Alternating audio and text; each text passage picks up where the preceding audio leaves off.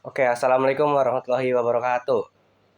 Perkenalkan, nama saya Fatih Gesang Panuntun, dan nama panggilan saya Fatih, bisa Gesang. Asal saya yaitu Kecamatan Cikarang Selatan, Kabupaten Bekasi, Provinsi Jawa Barat. Oke, NPM saya yaitu 5210411331. Oke, kita langsung saja ke soalnya. Yang pertama, bagaimana sih menjadi warga negara yang baik? Gitu.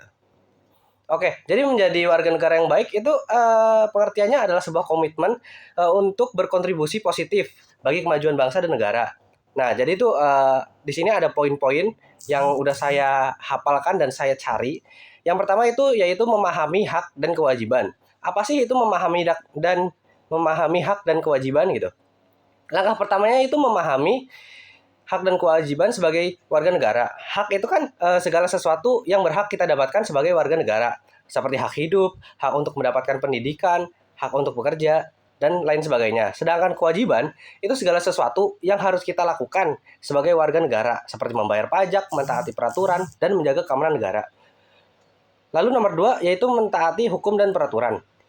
Nah, sebagai warga negara yang baik selalu mentaati hukum dan peraturan yang berlaku di negaranya. Nah, itu kan hal ini termasuk peraturan lalu lintas, peraturan daerah, undang-undang, serta kita menciptakan lingkungan yang aman dan tertib bagi semua orang.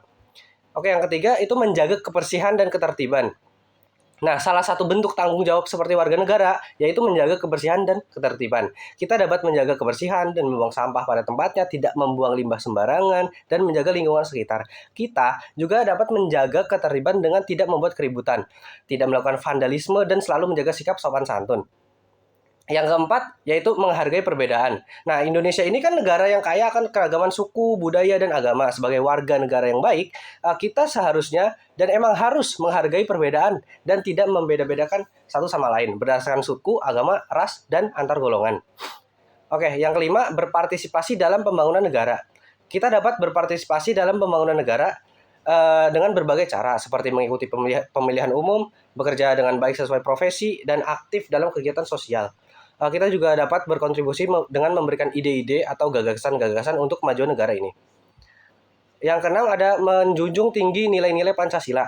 Nah, Pancasila sendiri itu kan dasar negara Indonesia yang berisi 5 unsur luhur gitu kan. 5 nilai luhur yaitu ketuhanan yang Maha Esa, kemanusiaan yang adil dan beradab, persatuan Indonesia, kerakyatan yang dipimpin oleh hikmat kebijaksanaan dalam permusyawaratan perwakilan, dan keadilan sosial bagi seluruh rakyat Indonesia. Nah, sebagai warga negara yang baik, kita harus menjunjung tinggi nilai-nilai tersebut dalam kehidupan sehari-hari.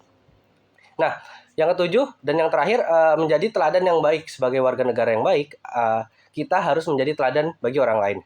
Kita dapat menjadi teladan dengan menunjukkan sikap yang baik seperti jujur, adil, tanggung jawab. Dengan kita juga dapat selalu mengamalkan nilai-nilai Pancasila dalam kehidupan sehari-hari. Oke, yang kedua. Soal nomor 2. Apakah seorang menteri harus mengundurkan diri jika mencalonkan diri dan atau mendukung kubu tertentu? Oke, kewajiban mengundurkan diri menteri yang mencalonkan diri atau mendukung kubu tertentu. Nah, jawabannya terdapat di Undang-Undang Nomor 39 Tahun 2008 tentang Kementerian Negara. Di situ dengan pasal 24 ayat 2 yaitu berbunyi menteri dilarang merangkap jabatan sebagai, lalu poin yang C, pengurus dan atau anggota partai politik. Nah, penjelasannya yaitu menteri adalah pejabat negara yang berada di bawah dan bertanggung jawab kepada presiden. Nah, partai politik sendiri adalah organisasi yang dibentuk untuk memenangkan pemilihan umum dan menduduki jabatan politik. Nah, menteri yang mencalonkan diri atau mendukung kubu tertentu telah dianggap merangkap jabatan sebagai pengurus atau anggota partai politik. Nah, hal ini merupakan pelanggaran terhadap Undang-Undang Nomor 39 Tahun 2008 tentang Kementerian Negara. Nah, konsekuensinya adalah menteri yang melanggar dapat diberhentikan dengan hormat oleh presiden. Dan menteri juga dapat diberhentikan tidak dengan hormat jika terbukti melakukan pelanggaran yang berat. Oke, di sini terdapat contoh kasusnya yang telah saya rangkum yaitu pada tahun 2014. Beberapa menteri di Kabinet Kerja Jokowi JK mengundurkan diri karena mencalonkan diri sebagai anggota DPR RI. Lalu pada tahun 2019, menteri di Kabinet Kinerja Jokowi JK diberhentikan dengan hormat karena mendukung kubu tertentu dalam Pilpres 2019.